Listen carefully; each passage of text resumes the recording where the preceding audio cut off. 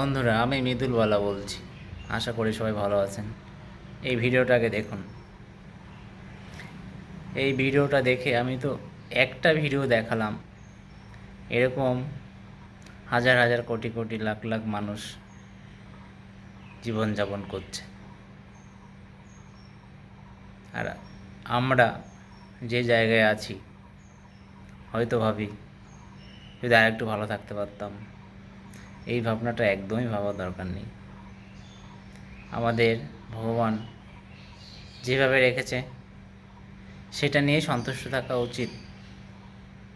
এইটা ভেবে আমাদের খুশি থাকা দরকার যে আমি তো কারো থেকে না কারো থেকে ভালো অবশ্যই একটু আছি। একটু ছাদের নিচে ঘুমাতে পারছি।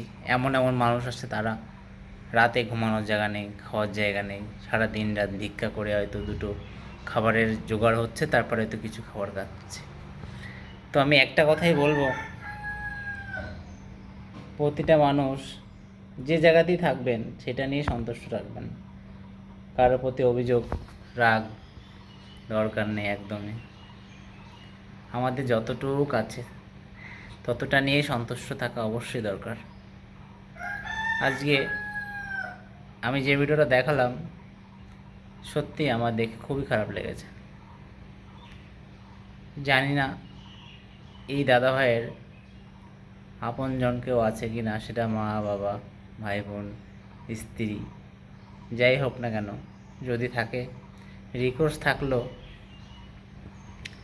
যাদের বাড়িতে এরকম প্রতিবন্ধী বা যারা জীবনে চলার পথে কোনো কিছুই ঠিকঠাক পায়নি,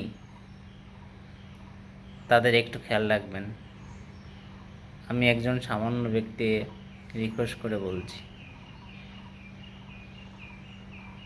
আর সবাই ভালো থাকবেন, আর ভিডিওটা একটু বেশি বেশি করে শেয়ার করে দেবেন। সবাইকে নমস্কার।